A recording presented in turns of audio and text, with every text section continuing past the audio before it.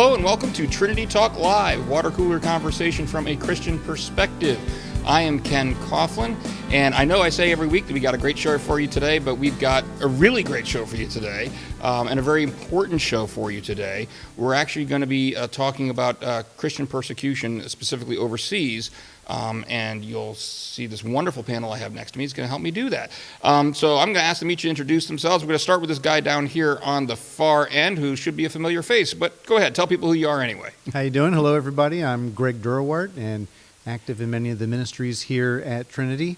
One thing in particular that I should mention is the In the World series that we started earlier In September, yeah. So tune in for that. That comes out the second Wednesday of every month, and we talk about current events and items in the news from our Christian perspective. So it's been well received. Yeah, and Greg is one of our regular hosts on that. You've done, 3 of the shows so far, right? Yep. And we've already got them booked for, I think, 2 more. I've already got you scheduled for, right? Yep, through the spring. We won't tell people when, though. They got to tune in every month to see That's when they're right. going to see it. So Yeah. thank you for that. Yeah. And the man of the hour is this man here in the middle, or the man of the 20, 25 minutes, as the case may be. Why don't you tell people a little bit about what's your name and who you are? Yes, good afternoon. My name is Robert Battista. I currently work as a transportation office clerk for a distribution center, and I have a master's degree in genocide studies. And it was actually during the time I was studying for my master's that I was made aware of the persecution of Christians and others at the hands of ISIS, and I became active in helping persecuted Christians overseas ever since that time. And I recently took my first trip to the country of Pakistan to assist with persecuted Christians overseas. Well, thank you very much. So obviously you can tell why we've asked Mr. Battista to come on the show here today. He's got some practical experience. So I'd like to, first of all, if you wouldn't mind just sharing with us a little bit about how exactly you got more specifically involved in this missionary work and what you do generally as a overseas missionary in Pakistan. Well, my first missionary trip was actually, I call it the accidental missionary trip. It wasn't intended to turn out that way. But what happened was I had befriended a Pakistani Christian through social media, and we engaged in a video dialogues for months. And over time, he offered to come to my country and share his experience of persecution with our church. But I thought for a time, and I said, perhaps instead it would be better if I come to your country and I can document the persecution over there. This way, I can not only present this to our church, but to any church, any college, or anyone in our country who was willing to listen and who is interested in understanding what's happening. So in December of last year, I went over there to the city of Lahore and stayed with my Christian friend and his family for 2 weeks. They're very hospitable people, very kind people, and we went around to several different cities in Pakistan, interviewing persecuted families, interviewing people who are relatives who are in prison for their faith, and even visiting some of the poor communities and seeing what they have to suffer through because of their faith. And perhaps one of my most powerful experiences is when I went into brickyards where I had to see Pakistani Christians working as slaves making bricks. Kind of reminded me of the Jewish slaves in the book of Exodus, forced to make bricks for the Egyptian slave masters, and unfortunately it seemed to be a direct reflection of what was going on. Wow. You had mentioned ISIS and Pakistan, but Christian persecution comes from many different sources around the world. You want to talk a little bit about, the different types of persecution and who initiates it? Absolutely. Some people are obviously familiar with the persecution in communist nations such as China, North Korea, and countries of that matter. Usually for these nations, the regimes in power view different faiths as being a threat to their authority, a dissenting force, so to speak. This is why numerous times when they view a particular faith as being a threat to their authority, they try to silence it by any means necessary, imprisonment, persecution, even execution. China, for example, has on numerous occasions persecuted the underground church. I personally met several Chinese Christians who suffer persecution and imprisonment for their faith. At times they persecute Muslims if they feel that if their teachings are being a threat to them for whatever reason. And even practitioners of Falun Gong at times seem to be a threat to their authority. So they essentially want to try and silence any form of political or spiritual dissent against their authority. And that is essentially the motivation for their persecution. In other countries that are run by a radical Islamist regime, such as ISIS, for example, Saudi Arabia, Iran, and in Pakistan, the main source of persecution comes through Sharia law. Under Islamic Sharia law, Christians and other non-Muslims cannot be equal to Muslims in the society. They are essentially regulated to an apartheid-type society where they are forced to do low-end jobs. They do not have equal rights. They cannot testify in court. They're a permanent undercaste, and unfortunately that derives from Sharia, and it's not only a danger to Christians, but even to minority Muslim sects within that community. In Pakistan, for example, the Ahmadi Muslim sect that was formed in the 19th century is widely considered to be heretical, but under Sharia law, and they are harshly persecuted. They've been subject to physical attack. Several of their mosques have been attacked by radical groups like the Taliban. And Pakistani law even forbids Ahmadi Muslims to call themselves Muslim and threatens them with imprisonment if they try to share their faith with other Muslims. What are the kind of, I'm curious, you've mentioned some things already as far as the slavery, and I don't want to say I like the parallel you're making between that and Exodus, but I definitely see the parallel between that. I'm curious what types of other areas let's just say, in life. I mean, if I were a Christian living in one of these nations, what types of areas of my life would I be expecting to be persecuted in? Well, persecution in Pakistan can come in all shapes and forms. Most Christians are forced to do the most menial jobs. They have little chance of upward mobility within that society. One Christian that I interviewed said, I am a sweeper, my father was a sweeper, my grandfather was sweepers. We live and die as sweepers. Essentially, that's how they make their living. They sweep the streets. It's the only jobs that they can do. Even if they're fortunate enough to get an education, they often face discrimination. One girl I interviewed who was studying to become a nurse was denied a job not because she wasn't qualified, but because she wasn't a Muslim. A lesser qualified Muslim woman was granted the job, and she pleaded with the manager. He said, give me $500 American, and then I'll hire you. So that's an example of societal persecution.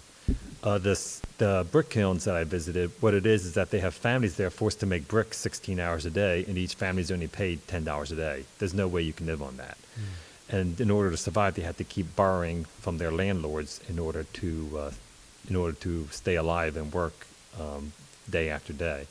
And they essentially fall into a permanent debt that they can never pay off, and that essentially keeps them in a position of what I call debt slavery for their entire lives.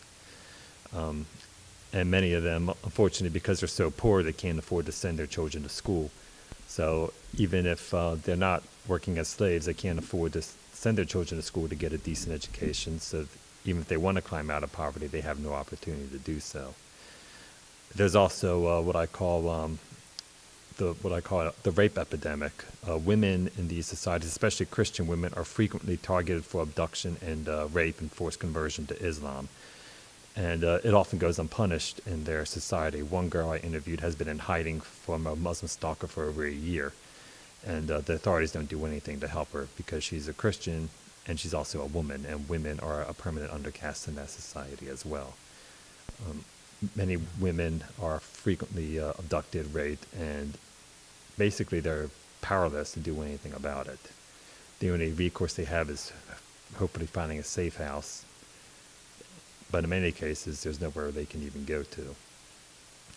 And there's also the blasphemy persecution that I'm very familiar with, unfortunately. And anybody, even Muslims, can fall victim to that. I'm sure some people have seen the case of Asia Bibi. I was about to ask you about that one, actually. Yes, that's a well-publicized case, but it's not isolated. I interviewed several families who have relatives in prison for blasphemy, some of whom were locked up for years. Basically, anything that's perceived as being spoken against the Islamic faith can get you charged with blasphemy and get you locked up, or in some cases killed by vigilantes, because under Islamic law, blaspheming Islam or blaspheming Muhammad is considered a death sentence, which is why Asia Bibi was on death row for 8 years. Didn't she have, and I apologize if I'm remembering it correctly, but when she was accused of blasphemy by another woman, as I recall correctly, I thought that some people came to her house or something like that. She had to go into I can't remember exactly the details of it, but Yes, that does happen all the time. Even if it turns out they were innocent, vigilantes will work up mobs and they will attack their homes and force them to flee. When my host, his brother was accused of blasphemy, all he did was accidentally drop a Christian pamphlet in his school. Luckily, a lot of Muslim clerics said no, he did not blaspheme, he was just a child who made a mistake, and they came to his defense. But despite that, radicals still worked with the mobs. They were forced to flee their home and their church, and the state confiscated their property, and they were never able to return again. doesn't that even... That says something about maybe how spoiled we are in this country. We don't think about it. But, even just the fact you say that he was just a boy who made a mistake. Well, what was the mistake? He dropped a pamphlet in the school? Really? That's all he did? Yes, that was all he did. And it happens frequently. All Asia Bibi had said was, "My Jesus gave his life for me. What did Muhammad ever do for you?" A simple question, but that was enough. And unfortunately, even Muslims in that country who are generally interested in understanding Christianity, Christians are afraid to answer their questions for that very reason. They're afraid that Muslim is going to accuse them of blasphemy and it's going to get them locked up or even killed. When you hear these stories from around the world, it reminds you how blessed we are in this country, even with all our faults. And you think about the system that our founding fathers set up for us that allowed for free expression of your religion. And at the same time, if you look back over the course of the past 60 plus years, we're starting to see some erosion of that freedom. Do you see any parallels between the slippery slope, or the changes that are happening in our American society, things that we should worry about? Absolutely, actually. One of the problems is that people are stressing the necessity of tolerance in our society. And tolerance for me means accepting people, but not necessarily accepting all of our ideas, so to speak. Right. I mean, my father and I disagree with each other on a lot of issues, but we still love each other. And at the same time, my best friend is an atheist, but we still exchange Christmas presents. That's called irony, ladies and gentlemen. Yes, but we're still friends. And, he respects my beliefs and I respect him. And on top of that, but people seem to fail to distinguish people from ideas. And I think that's the big problem. They think if you criticize the Islamic faith, you're being a hate monger, you're being Islamophobic. And I said, no. Questioning an idea and hating people are extremely different things. I used to be an agnostic myself. I questioned Christianity all the time, but nobody accused me of being a hate monger because I asked questions or I critiqued an idea. That to me is not what I call a hate speech. The right to criticize and the right to question is a fundamental human right that everyone has, and it's essentially the cornerstone of this society. And in my personal view, no ideology, faith-based or otherwise, should be above scrutiny. And it's funny you say that, because I don't know if we mentioned this in our brief meeting, but I'm an apologist, and I see that, needless to say, quite a bit. And I give the exact same speech you just did. A lot of people, there's a distinction between attacking the person and the idea, but I gotta say, some of what you hit on kind of hit home for me, because you're right. Like when you were saying you were an agnostic and nobody ever called you a hate monger for questioning Christianity. I'm not going to say it's universal. I don't want to paint with too wide a brush, but that's a phenomenon that I agree with you, Greg, that I see more and more common in our own country today, is that you're right. There are certain worldviews that our society says it's okay to question, Christianity being one of them. There are certain worldviews, and I think the Islamic worldview is increasingly one of those in our culture today, that you're not allowed to criticize without being considered a hate monger in many circles. And that is also unfortunate. One of the things is that Islamic law is you're not really supposed to question. Islamic theology teaches that it's more of a master and a slave mentality. Islam itself means submission. You're a slave, you submit to the authority of your master. Slaves do not question their masters. Whereas we see Christianity as the father-son relationship. Sons obviously question their father all the time. That's part of being a son. But that's just a different mindset. And unfortunately, these Islamic blasphemy laws, which are infamous throughout the Middle East, and so many people have been imprisoned and killed over it. They're now trying to push that over here under the veil of tolerance, when in actuality they're promoting intolerance. So, anything else as far as when was your most recent trip that you just had? Okay, the most recent trip was in December of 2017. Was when I went over there. I stayed for 2 weeks, and I had a very gracious host. They treated me like their own family. They gave me a room for myself, even though they lived in such a small house. They had several of their relatives sleeping in their living room because I was there. And when my first day there, when I told them, oh, no thanks, I don't drink coffee. Coca-Cola is usually my morning coffee. After that, they made sure they had a bottle of Coca-Cola in the house for me. That's great. Just shows how hospitable they were.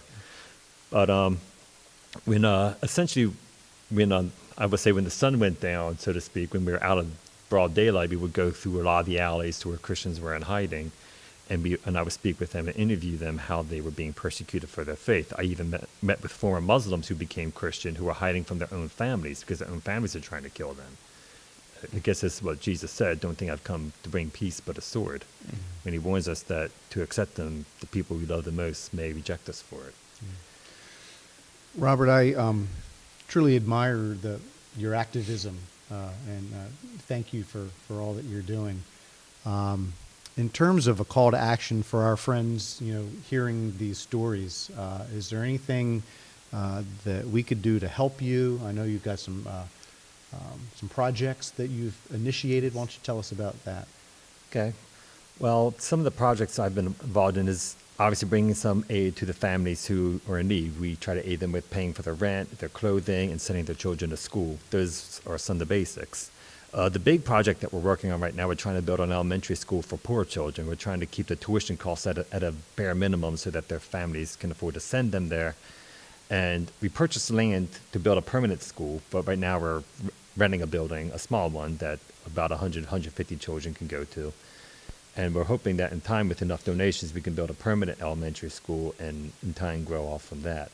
That is our big project. We're calling it the Bridge of Grace Elementary School. Fantastic. And when you say we, who are you working with to coordinate this? Thank you for asking. Well, obviously my host in Pakistan, he's the one who's overseeing all this, but the organization who's been accepting the donations and helping us with that is called Express Missions International. Okay. And he in turn sends the funds to me, and we together send it to my host in Pakistan, and we allow them to oversee the financing of the school and the needs of the children. Fantastic. I'll tell you what, we'll go ahead and we'll do that legwork, and we'll put the website and the information on the screen, and it'll also be in the show notes at the bottom of this the video here. My question, I guess, is if he does multiple projects, I don't know how it works. Is there any way people can designate funds specifically for your project? Absolutely. We asked the donors who are interested to send it under the name ANR Relief Project. He knows that's for me. Or they even just mention my own personal name, and he knows that way, and we make sure it goes directly to Pakistan. Excellent. Well, is there anything else? This is the kind of the catch-all question I always throw at the end, because we kind of gone through everything. If there's anything we missed that you wanted to make sure you got in here today that we haven't mentioned, now's your chance. Okay. Well, to the general public, in addition to helping, the best way to understand what's going on is to educate yourself. Learn to understand the persecution of why it's happening. There are many books you can look at where the testimonies are given of the Christians who are suffering persecution throughout the Middle East and why. And at the same time, don't be afraid to educate yourself on the Islamic faith as well. Learn to understand the similarities and the differences between the faiths so you know how to talk to people about them without inadvertently offending somebody. Because the best way to talk to people is learn to understand their beliefs. And when you can speak with them, it can really help to build bridges. Not too long ago, I actually met with the chairman of the Muslim Student Association at my former university about opening up an interfaith dialogue. And after chatting for an hour, she said, well, there's not really much you can teach my students. You know more about Islam than they do. And I was wow. Well, that's really flattering. And I was trying to look it up real quick, but I'm out of time here. And I'm blanking on the name, so what I'll do is before we edit this together, I'll figure that out, and I'll put a picture of it on the screen. But there's a really good book. I believe it's by Norman Geisler. I could be wrong on that. But it's an apologetics book that I've got sitting on my shelf back in my office right now.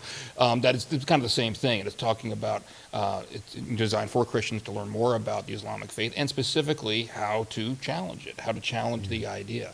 And it's a real good book that I'd recommend as well for some of the same things. All right. Well, thank you very much for coming on, Robert. I appreciate it. Thank you. And thank you, Greg, for coming on. Thanks and for letting me join you. Field these questions. Yeah. Hey, and thank you for watching. If you did like this video, could you do me a favor? Go ahead and click the like button. That's a thumbs up button right here on the YouTube page. Also, please subscribe to our YouTube channel. We got a lot of things, not just Trinity Talk Live. We got a lot of good programming on this channel. Including, I'll put, as long as we're talking about this, we got Pocket Size Apologetics, which is a weekly show on Fridays at 9 a.m., about 2 minutes or less, roughly, each episode that's talking about how to defend the Christian faith. Right now, we're kind of working through a bunch of episodes about defending it against atheism, but we will eventually get to some episodes about some of these ideas you've heard talked about in this episode here as well. So that's another good reason to subscribe to the channel.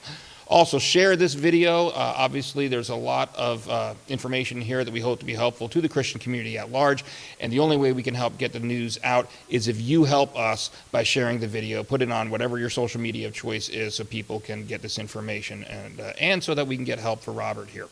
Also, we do have a Facebook page of our own here. It's called Trinity Joppa Channel. Give us a like on there. I just posted something this past week, a little bit of information about what we have coming up on a couple of our programs here. Although one of the things I posted was about this episode, so you kind of know about that one already. but please go ahead and check that out. Give us a like on there so you can stay up to date on what we've got going on and give us some feedback. We really appreciate it.